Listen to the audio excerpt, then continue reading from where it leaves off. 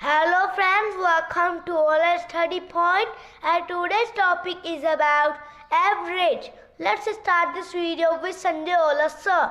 But first, like this video, share this video, subscribe the channel and don't forget to click bell icon. Thank you. नमस्कार दोस्तों, मैं हूं संजय ओला और आज मैं आपके साथ लेकर आया हूं वीडियो एक नए टॉपिक का जिसका नाम है औसत एवरेज, जिसमें हम हर प्रकार के क्वेश्चन की चर्चाएं करेंगे और उसमें आपको इम्पोर्टेंट जो फैक्टर हैं कि कहां कहां से क्वेश्चंस बन सकते हैं वो भी मैं आपको साथ में बताते चलूँगा। तो दोस्तों, तमन्ना करते हैं जिन खुशियों की, कि आप तमन्ना करते हैं जिन खुशियों की, दुआ है वह खुशियाँ आपके कदमों में हो, खुदा आपको वह सब हकीकत में दे जो कुछ आपके सपनों में हो।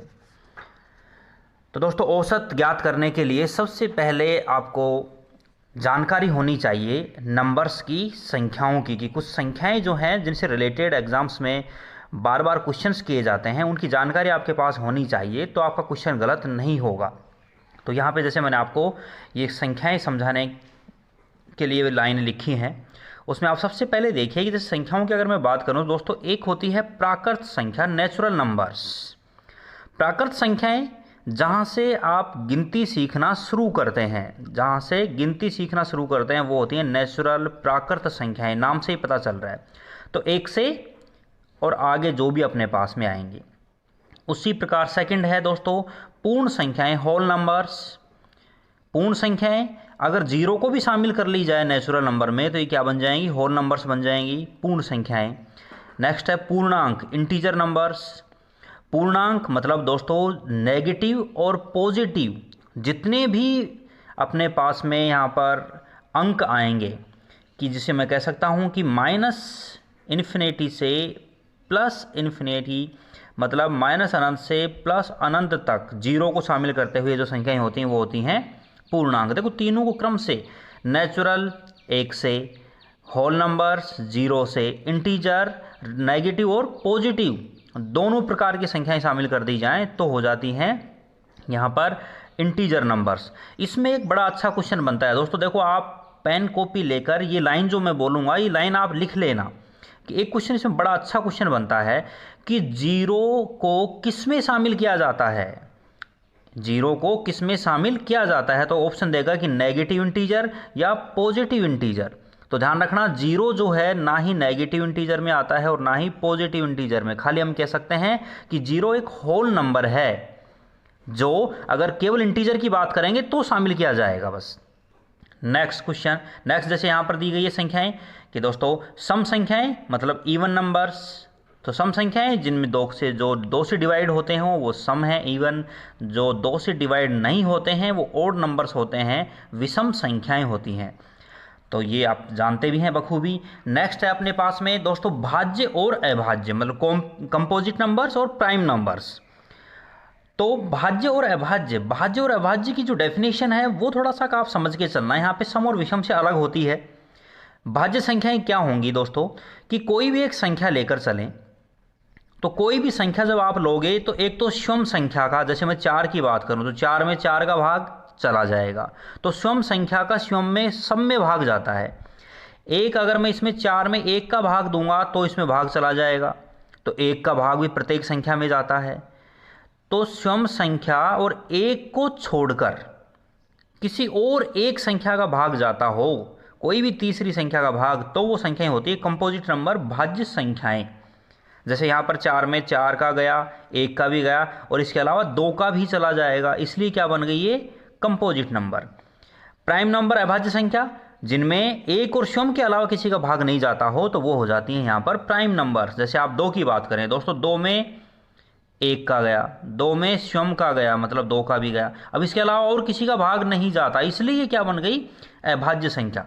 तो कई स्टूडेंट्स इसमें कंफ्यूज हो जाते हैं कि जब कहीं पर एग्जाम्पल ही पूछ लिया जाता है कि भाई इसमें सबसे छोटी जो है प्राइम नंबर कौन सा है या सबसे छोटा कंपोजिट नंबर कौन सा है, तो यहाँ पर कन्फ्यूजन हो जाता है 2 को लेकर। तो ध्यान रखना, सबसे छोटा प्राइम नंबर वो तो क्या है 2, और सबसे छोटी कंपोजिट जो है यहाँ पर वो क्या है 4 है।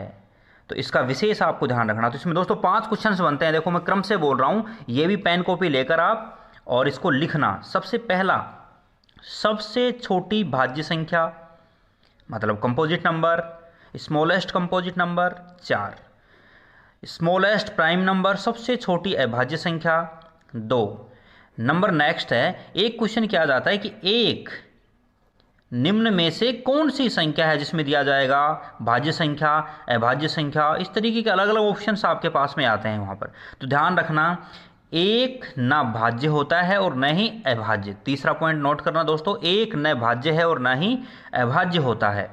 एक सिर्फ हम कहेंगे कि नेचुरल नंबर है या फिर आगे जो भी संख्याएं आती हैं उनमें सब में शामिल कर लिया जाता है।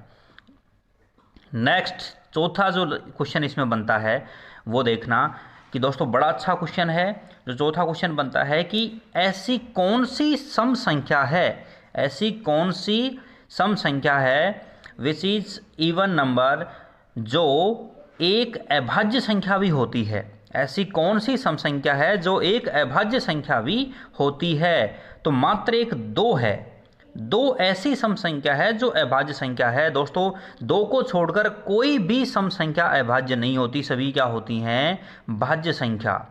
तो चौथी लाइन उम्मीद करता हूँ लिख लिए होंगे आपने। जो ना लिख पाए वीडियो को रिपीट करके वापस से लिखना। और पांचवी अंतिम, ये सबसे इंपॉर्टेंट है दोस्तों, सबसे इंपॉर्टेंट, जैसे जिसको मैं एग्जाम्पल देकर मैं आपको यहाँ पे समझा रहा हूँ।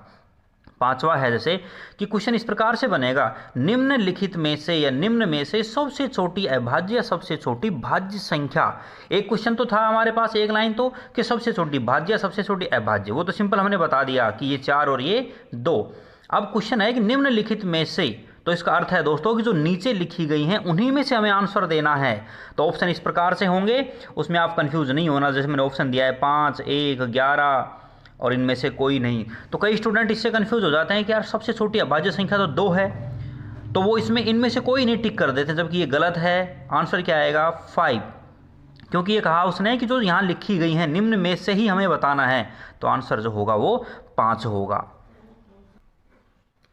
नेक्स्ट है दोस्तों परिमेय और अपरिमेय संख्याएं, रेशनल और इरेशनल नंबर्स। तो रेशनल नंबर और इरेशनल नंबर, ये मैंने यहाँ पर इनके एग्जाम्पल्स लिखे हैं।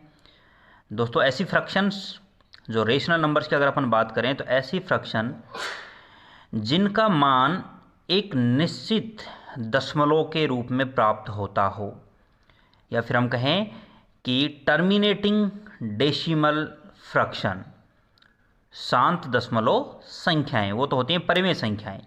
और ये है यहाँ पर नॉन टर्मिनेटिंग डेसिमल फ्रैक्शन, मतलब अशांत दशमलव वाली संख्याएं, कि जिनका मान ही हम अगर सोल्व करने लगें, जिनको ज्ञात करने लगें, तो उनका अशांत दशमलव तक मान जाएगा। तो शांत दशमलव में मान आए वो तो परिमेय संख्या है, अशांत में आए वो अपरिमेय संख्या। दोस्तों आपने पढ़ा होगा P/Q, उसको छोड़ दो आप। यहाँ P/Q जो है, कई स्टूडेंट्स को तो यही नहीं पता होगा कि P/Q रूप है क्या। तो आप सिंपल ये ध्यान रखें कि शांत दशमलव में जिनका मान आ जाए, मतलब एक निश्चितता तक, तो वो तो होंगी परिमेय। और जिनका मान हम अशांत दशमलव में ज्ञात करते हैं कि बार बार अलग अलग अंक आते जा रहे हैं, कोई अंकों की पुनरावृत्ति नहीं है, तो अपरिमेय संख्या। दोस्तों जिन भिन्नों में, जिन फ्रैक्शंस में यहाँ पर अंकों की पुनरावृत्ति होती है बार बार, जैसे यहाँ पर मैंने 10/3 लिखा तो 3.3333, तो पुनरावृत्ति को हम यहाँ पर बार लगा के लिख देते हैं ऊपर। तो ये जो है ये एक तरीके से टर्मिनेटिंग डेसिमल हो जाती है, मतलब शांत दशमलव संख्याएं बन जाती हैं, जिनको हम एक परिमेय संख्या में ही काउंट करते हैं, ध्यान रखना। लेकिन अपरिमेय संख्याओं के अंदर कभी भी ये अंकों की पुनरावृत्ति नहीं होगी, अलग अलग अंक आएंगे बार बार, जो नीचे मैं आपको यहाँ पे समझाऊंगा अभी। देखो फिर है अपने पास में, जैसे मैंने यहाँ पे वैसे इसको पदों में भी लिखा है कि वे संख्याएं भिन्न जिनका मान निश्चित पदों में तय किया जा सके, मतलब निशांत दशमलव में। तो परिमेय जिनका मान ऐसा नहीं है वो अपरिमेय संख्याएं अपन कहेंगे उनको। एग्जाम्पल जैसे मैंने लिखा है दोस्तों, ऊपर यहाँ पर देखना है, मैंने लिखा है 22/7। ये सबसे इंपॉर्टेंट एग्जाम्पल है इसका, जो एग्जाम्स में कभी कभी पूछ लिया जाता है। और नीचे पाई, तो 22/7 तो मैंने लिखा है परिमेय में और पाई लिखा है अपरिमेय में। तो ध्यान रखना दोस्तों कि जो हम मैथ में क्वेश्चन सोल्व करने के लिए लिखते हैं कि पाई का मान 22/7, वो जस्ट हम लगभग में मान उसका मानकर और क्वेश्चन को सोल्व करने के लिए लिखते हैं, जबकि पाई का मान 22/7 नहीं होता एग्जैक्टली। पाई का मान दोस्तों 22/7 हम लगभग में मानते हैं। जब 22/7 को आप सोल्व करोगे तो आप देखोगे यहाँ पर कि ये जो अंक आए हैं इनकी पुनरावृत्ति होगी बार बार। आगे, और जिनमें पुनरावृत्ति हो वो कैसी होती है, परिमेय संख्याएं। तो इसको हम लगभग में मानकर मैथमेटिकल कैलकुलेशंस के लिए 22/7 लिख देते हैं। तो ध्यान रखना 22/7 पाई का मान नहीं होता है, हम लगभग में मानकर उसको हल करने के लिए जस्ट लिख लेते हैं। बाकी पाई का जो मान है वो अशांत पदों, अशांत दशमलव तक, अनंत पदों तक चल के जाता है। जो अगर आप कहीं पर भी गूगल वगैरह पे सर्च मारेंगे, किसी बुक में देखेंगे तो आपको बहुत सारे मान उसमें मिल जाएंगे। लगभग 60 ट्रिलियन तक इसके मान खोजे जा चुके हैं।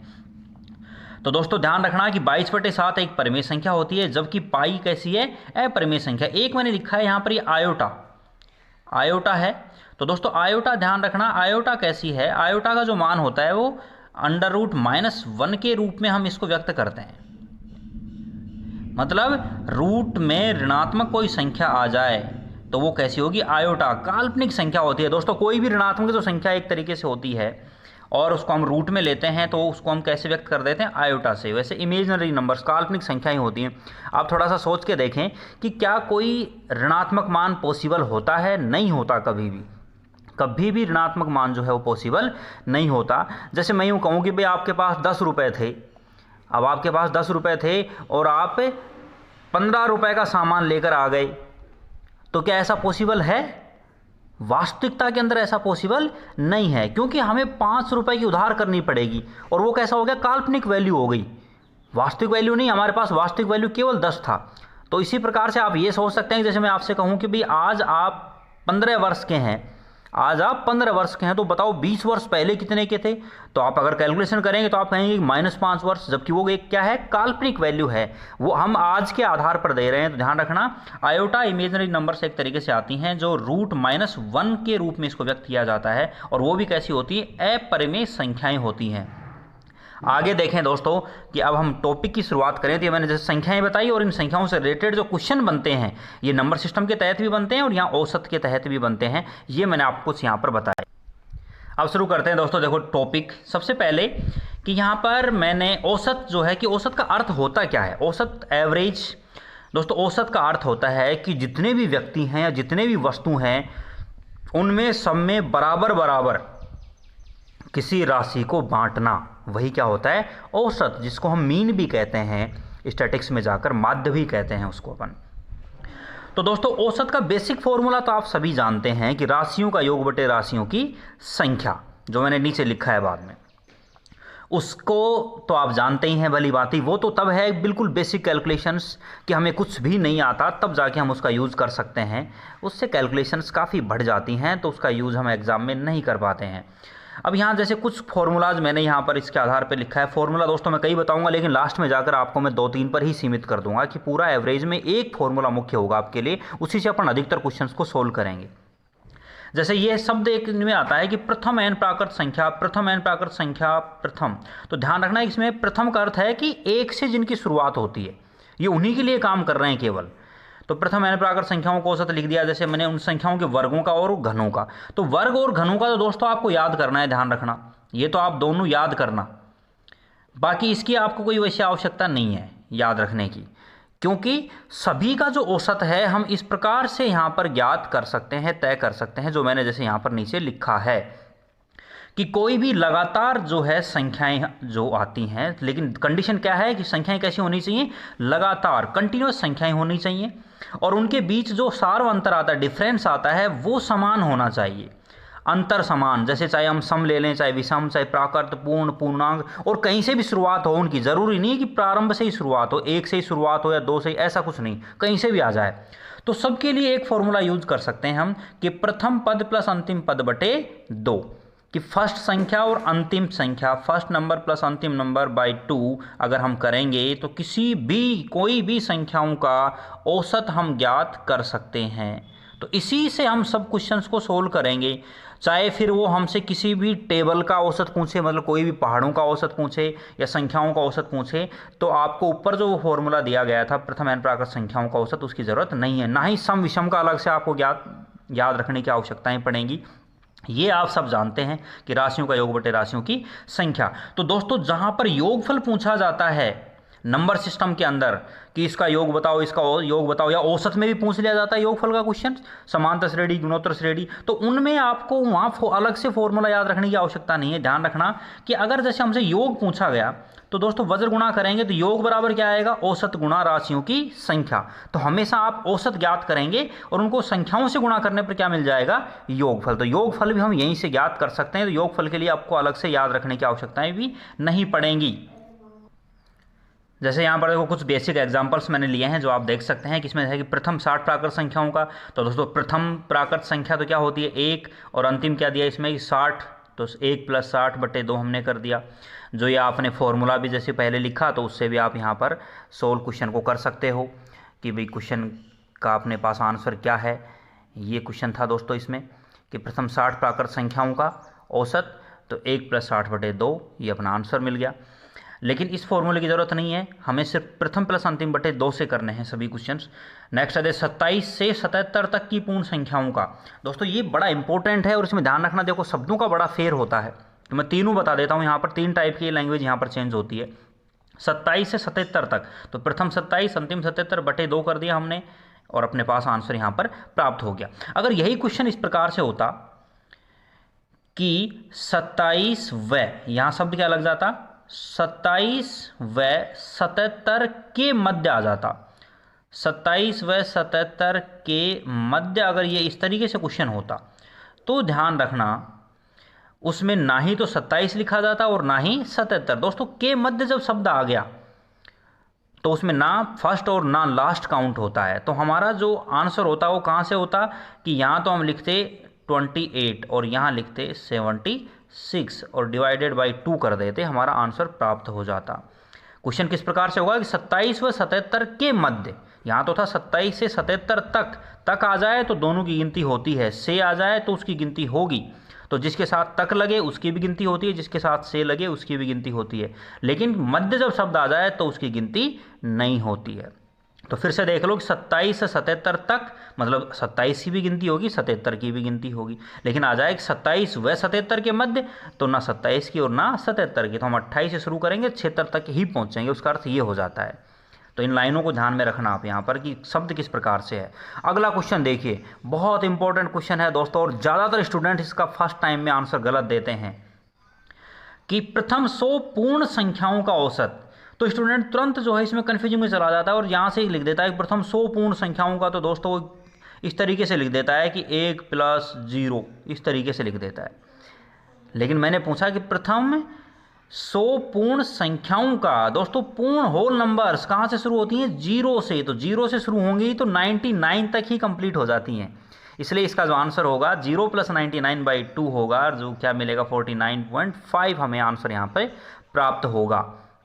अगला क्वेश्चन देखिए, इस क्वेश्चन को दोस्तों देखना अच्छे से, जो मैंने अभी सोल्व करवाया है आपको। अगला क्वेश्चन देखिए कि प्रथम 5 पूर्ण संख्याओं का औसत, प्रथम 5 पूर्ण संख्याओं का, या सॉरी 5 नहीं है यहाँ पर, या 5 है तो भाई इसके आधार पे जो सोल्व जो किया है तो इसमें आप कर लेना कि प्रथम 51 है ये। तो प्रथम 51 पूर्ण संख्याओं को औसत, तो अब आसानी से आप सोल्व कर देंगे। 51 कहाँ तक हो जाएंगे दोस्तों, 50 तक हो जाएंगे। तो 0 + 50/2 आप आंसर यहाँ पर सोल्व कर देंगे। नेक्स्ट मैंने यहाँ पर लिखा है कि देखो 1 से 62 तक की सम संख्याओं का औसत। अब दोस्तों हमें उस फॉर्मूले की आवश्यकता नहीं है कि यहाँ पर सम और विषम की हम बात करें, हम सिर्फ किससे कर देंगे कि प्रथम प्लस अंतिम, उससे अपन यहाँ पर सोल्व कर देंगे। इसकी हमें आवश्यकता यहाँ पर नहीं है। तो अपन डायरेक्ट जो है यहाँ पर क्या लिखेंगे दोस्तों, देखो मैंने कहा 1 से 62 तक की सम संख्याओं का। तो प्रथम सम संख्या क्या होगी 2 और अंतिम क्या होगी 62। दोनों को हम यहाँ से डिवाइड कर देंगे, तो योग करके डिवाइड करने पर आंसर क्या मिल जाएगा दोस्तों 32 हमें यहाँ पर आंसर मिल जाएगा। ये क्वेश्चन अपना था फॉर्मूले के आधार पर, तो फॉर्मूले से हमें सोल्व करने की आवश्यकता इसमें नहीं होगी। तो दोस्तों सम संख्याओं का वैसे ये भी होता है, ये मैंने फॉर्मूले से लिखा है। सम संख्याओं को जो वैसे फॉर्मूला होता है n+1 भी, कि कितनी संख्याएं अपने पास में। तो दोस्तों 1 से 62 तक आधी सम होंगी आधी विषम, तो हमारा जो आंसर होगा कि भाई 1 से 62 तक 31 सम और 31 विषम, तो 31 + 1 भी कितना होगा 32। लेकिन उनकी ज़रूरत नहीं है, आप एक तरीके से ही करते चलो बस आप सोल्व। अगला क्वेश्चन जैसे लिखा है 1 से 35 तक की विषम संख्याओं का। तो दोस्तों 1 से 35 तक विषम संख्या, तो ध्यान रखना 1 भी विषम है और 35 भी विषम है। तो 1 + 35 सिंपल कर देंगे अपन यहाँ पर, उसी प्रकार की पहली प्लस अंतिम और बटे 2, आंसर मिल गया। क्लियर। इसी प्रकार से हमें प्रत्येक क्वेश्चन को सोल्व कर। नेक्स्ट क्वेश्चन है जैसे यहाँ पे कि प्रथम 35 विषम संख्याओं का। दोस्तों 35 ध्यान रखना कि आधी सम और आधी विषम, तो 35 तक नहीं पूछा उसने, प्रथम 35 विषम संख्याओं का पूछा है। तो दोस्तों प्रथम 35 विषम संख्या, तो आधी सम और आधी विषम, तो हम कहाँ तक 70 तक चलेंगे। तो प्रथम सम संख्या तो क्या, प्रथम विषम संख्या तो क्या होगी दोस्तों 1, और उसका अंतिम पद जो है वो क्या हो गया 69, तो बटे 2 कर देंगे और आंसर हमें क्या मिल गया 35। तो वैसे अगर केवल प्रथम विषम संख्याओं की बात करता है तो उसका औसत n ही होता है, लेकिन वो कब होता है जब केवल प्रथम, पर इसकी ज़रूरत नहीं है क्योंकि अलग अलग हमें याद करने की ज़रूरत नहीं है, हम एक ही तरीके से सोल्व करते चल सकते हैं क्वेश्चन को। एक क्वेश्चन आ जाता है दोस्तों जैसे इसमें कि गुणज होते हैं दोस्तों टेबल्स, मतलब उस अंक के पहाड़े। गुणज का अर्थ होता है पहाड़ा या टेबल्स। तो दोस्तों जैसे मैंने कोई एग्जांपल लिखा कि 7 के प्रथम 9 गुणजों का औसत, अब ये चाहे प्रथम आए चाहे कहीं से तक के भी पूछे, हम सभी को उसी फॉर्मूले से सोल्व कर सकते हैं। दोस्तों 7 का प्रथम गुणज मतलब 7 × 1 7 1 7, और फिर 9वां गुणज 7 9 63, तो प्रथम पद प्लस अंतिम पद बटे 2। इसका फॉर्मूला बुकों में आपको इस प्रकार से भी मिलता है कि k × n + 1 और बटे 2। तो k इसमें लिखा जाता है कि जिस संख्या के गुणज ज्ञात कर रहे हैं, तो हम जैसे यहाँ पर लिखते हैं कि 7, n पद कितने हैं 9 हैं, तो 9 + 1 बटे 2 हम इसमें लिखकर चलते, और 9 1 10 कितना बनता है दोस्तों, वही 10 होता है, 10 7 70। यहाँ भी आप देख सकते हो कि 63 + 7 कितना हो गया 70 बटे 2। तो अगेन अलग से फॉर्मूला आपको ज्ञात करने की आवश्यकता नहीं है। आप किसी भी संख्या के पहाड़ों का औसत या फिर उसके गुणज वो बोले, तो गुणज का अर्थ ध्यान रखना दोस्तों टेबल्स पहाड़ा होता है, और उसका हम औसत यहाँ पे ज्ञात कर सकते हैं। अब ये फॉर्मूला वापस से अगेन यहाँ पर प्रथम शब्द के लिए ही है, या फिर हमें ये पता होना चाहिए कि n का मान कितना है। तो आपको प्रथम प्लस अंतिम से ही सोल्व करना है हर क्वेश्चन को, बड़े आसानी से सोल्व हो जाएगा। क्योंकि आगे के क्वेश्चंस भी दोस्तों कहीं पर भी जब आएगा इस टाइप की संख्याओं से रिलेटेड जो क्वेश्चन हैं, तो संख्याओं से रिलेटेड औसत के या योगफल के क्वेश्चन हम यहीं से करेंगे। जैसे अब योगफल का क्वेश्चन यही ऐसे ही कर सकता है कि भाई 7 के प्रथम 9 गुणजों का योगफल, तो योगफल के लिए फिर अलग से फॉर्मूले आपको याद नहीं करना है। आपको हमेशा क्या ज्ञात करना है योगफल के लिए, पहले औसत और फिर योग। तो जैसे यहाँ पर औसत हमने ज्ञात किया कि भाई औसत मिल गया हमें 35, और फिर हमें जैसे क्या करना है योग। तो दोस्तों योगफल के लिए मैंने कहा था कि क्या करना है, औसत को किससे कर देना है, कुल संख्याओं से गुणा। तो औसत जैसे यहाँ पे मिल गया 35, और कुल संख्याएं दोस्तों कितनी हैं 9 हैं, प्रथम 9 गुणज का पूछा था, तो इंटू क्या कर देंगे 9 और हमें योगफल मिल जाएगा। तो यहीं पे हम आप उसको अपन दोस्तों मल्टीप्लाई कर सकते हैं, तो वो योगफल प्राप्त हो जाएगा। तो ध्यान रखना योगफल के लिए हमेशा पहले औसत ज्ञात करेंगे और फिर योगफल ज्ञात कर देंगे। तो कभी भी अलग से वो SN पदों वाला या TN पदों वाले फॉर्मूले आपको याद करने की आवश्यकताएं नहीं है। तो दोस्तों आज के लिए बहुत बहुत धन्यवाद। आज मैंने बिल्कुल बेसिक क्वेश्चंस आपको समझाएं। अगले वीडियो में इसके इंपॉर्टेंट बहुत अच्छे क्वेश्चंस लेकर मैं आपको समझाऊंगा, और मात्र एक ही कॉन्सेप्ट से, एक ही फॉर्मूले से। तो तब तक के लिए बहुत बहुत धन्यवाद दोस्तों, और वीडियो को लाइक करना, कमेंट करना और चैनल को सब्सक्राइब करना ना भूलें। डेफिनेट चैनल को दोस्तों सभी लोग सब्सक्राइब करें और ज़्यादा से ज़्यादा इसको शेयर करें। बहुत बहुत धन्यवाद।